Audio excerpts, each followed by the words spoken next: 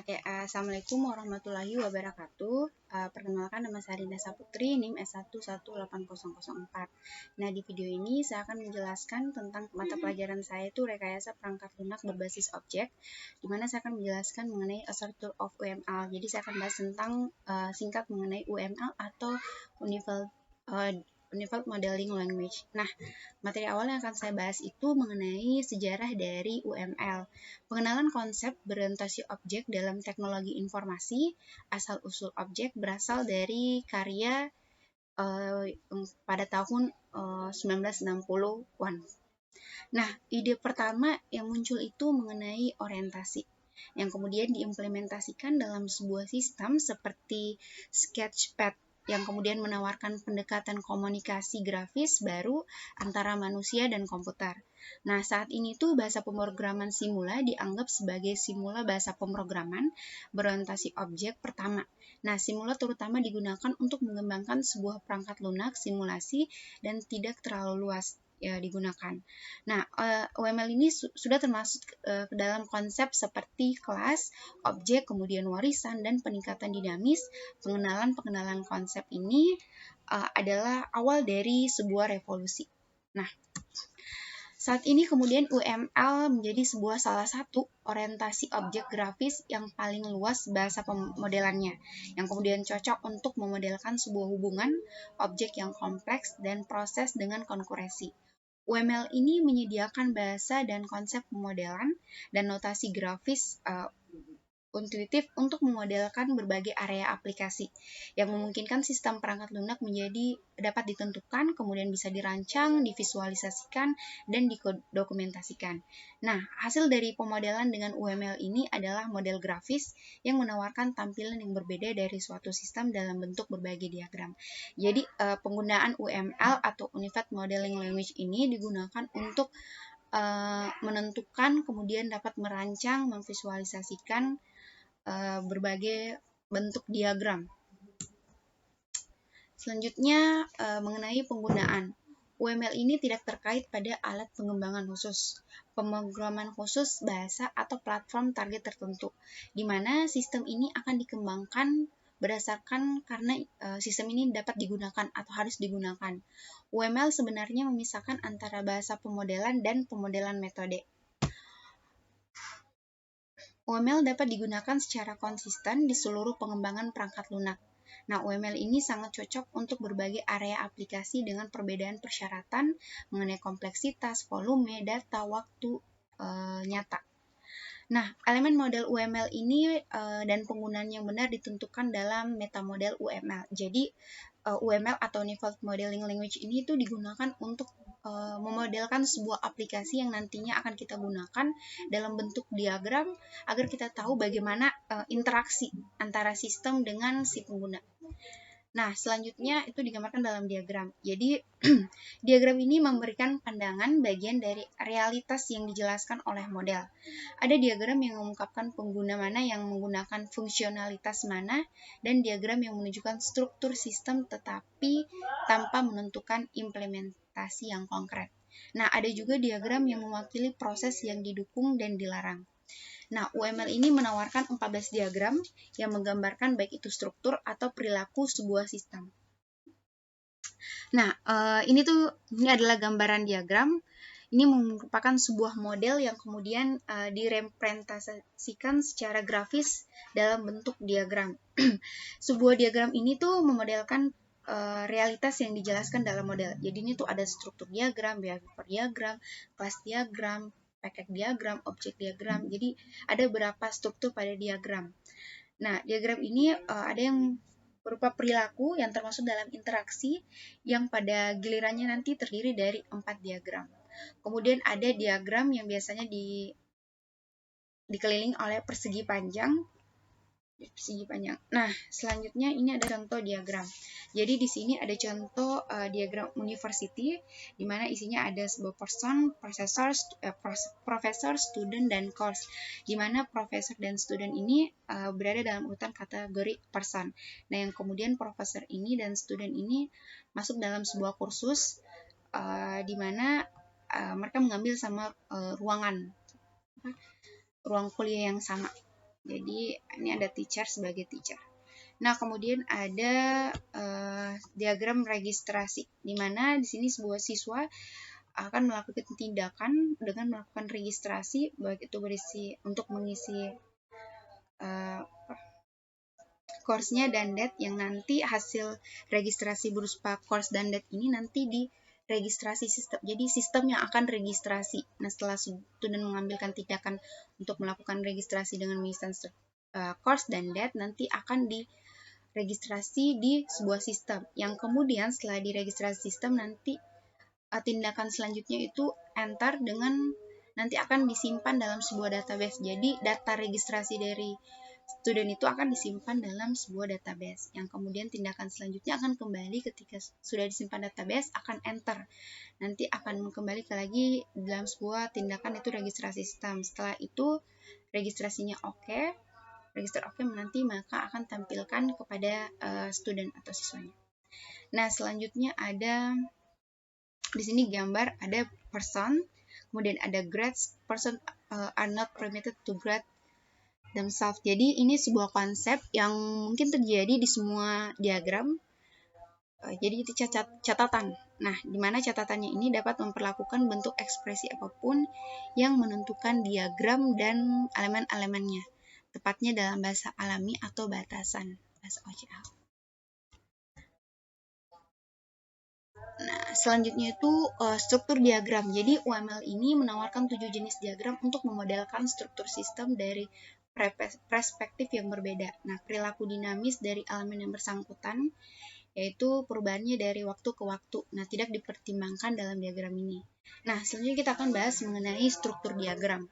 Jadi, kelas diagram atau diagram kelas ini merupakan suatu diagram yang digunakan untuk menampilkan kelas-kelas berupa paket-paket untuk memenuhi salah satu kebutuhan paket yang akan digunakan nantinya. Nah, ini tuh gambaran struktur diagram. Ada person, prof, student, course. Jadi konsep diagram kelas berasal dari diagram menunjukkan snapshot konkret dari status sistem pada eksekusi tertentu atau dalam kategori eksekusi waktu.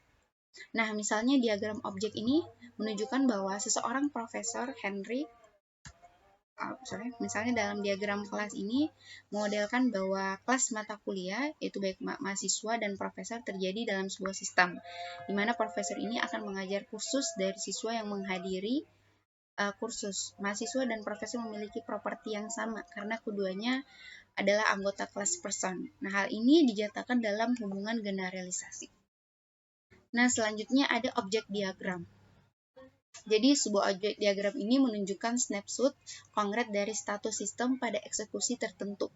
Nah, misalnya diagram objek ini dapat menunjukkan bahwa seorang Profesor Henry mengajar kursus pemodelan berorientasi objek dan dia juga mengajar dengan pemrograman berorientasi objek. Nah, gambar ini menunjukkan bahwa profesor itu melakukan pengajaran ada dua course itu ada OOM dan OOP. Nah, kemudian ada diagram paket.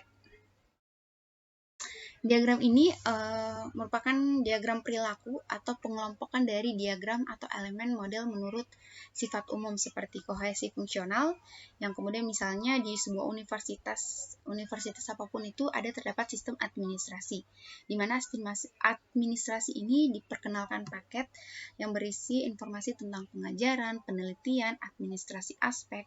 Nah, paket sering terintegrasi dalam diagram lain daripada menjadi ditunjukkan dalam diagram terpisah. Nah, kemudian ada namanya diagram komponen. Jadi komponen ini adalah unit independen yang dapat dieksekusi yang menyediakan komponen lain dengan layanan atau menggunakan layanan komponen lainnya.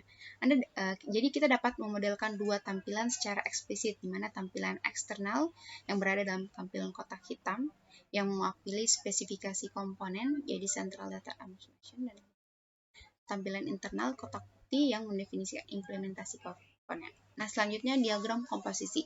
Nah, diagram struktur komposisi ini yang memungkinkan dekomposisi hierarkis dari bagian-bagian sebuah sistem. Nah, oleh karena itu, kita dapat menggunakan diagram struktur komposisi untuk menggambarkan struktur internal kelas atau komponen secara terperinci.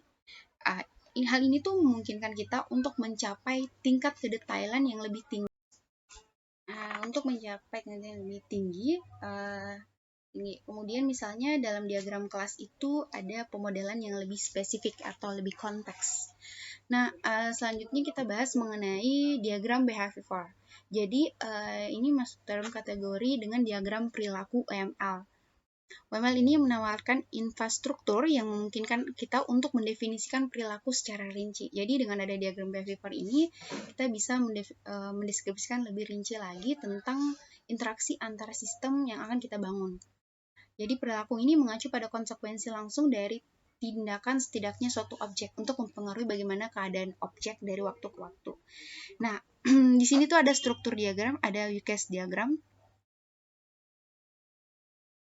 Jadi, UCAS diagram ini adalah salah satu jenis dari diagram UML, Unified Modeling Language, yang menggambarkan hubungan interaksi antara sistem dan aktor. Jadi, misalnya di sini, ini termasuk dalam diagram administrasi atau UCAS diagram administrasi, di mana student ini bertindak untuk melakukan registrasi.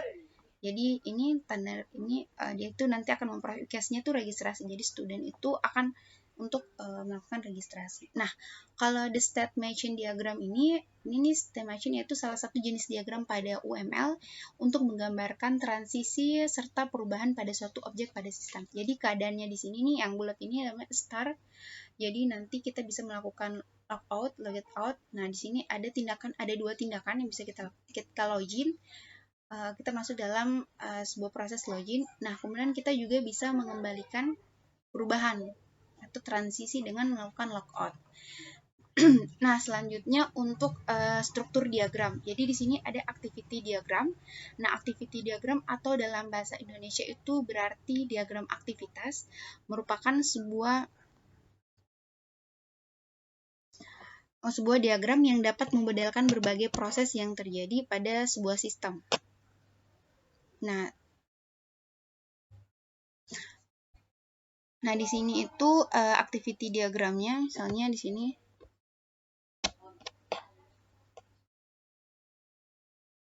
Ini sini kita dapat melakukan ini state ini namanya awal mulanya itu state. Jadi ini simbol ini itu namanya star, bisa masuk kategori star dari berarti di sini kita melakukan registrasi. Yang kemudian kita di sini ada percabangan, proses percabangan di mana kita melakukan lecture, ASS, nah kemudian hingga satu proses ke finish. Nah, activity diagram. Kemudian ada sequence diagram. Ini merupakan diagram yang menjelaskan interaksi objek berdasarkan urutan waktu. Di mana di sini murid atau siswa melakukan registrasi yang kemudian nanti akan diproses dalam sebuah sistem. Setelah registrasi, proses selanjutnya itu akan ditampilkan kepada student itu sendiri.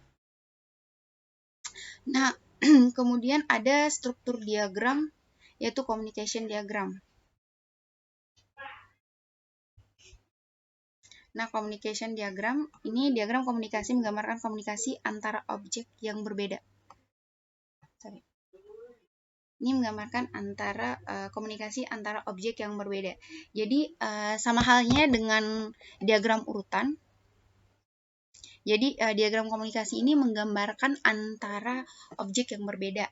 Di sini fokus adalah pada hubungan komunikasi antara mitra interaksi, bukan pada urutan kronologis pertukaran pesan. Struktur kontrol yang kompleks ini tidak tersedia. Jadi ini tuh lebih ke interaksi mana student, kemudian sistem, student itu melakukan login, kemudian mengambil kursus, setelah mengambil kursus itu nanti akan diproses selanjutnya pada sistem, kemudian nanti akan dicek usernya pada sebuah di sistem database.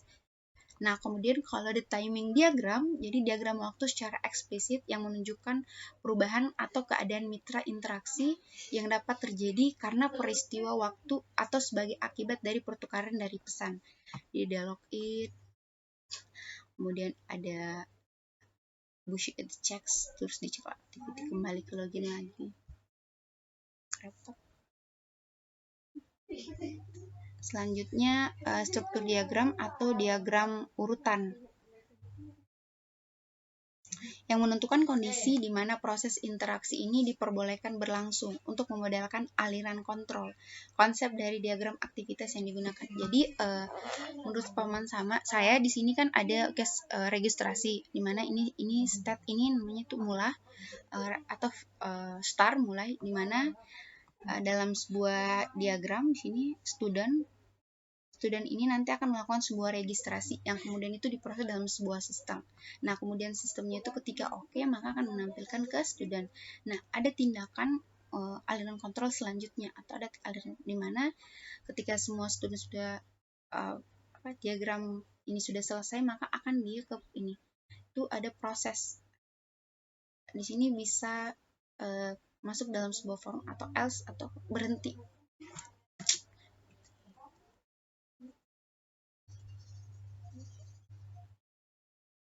Jadi mungkin itu saja yang bisa saya jelaskan.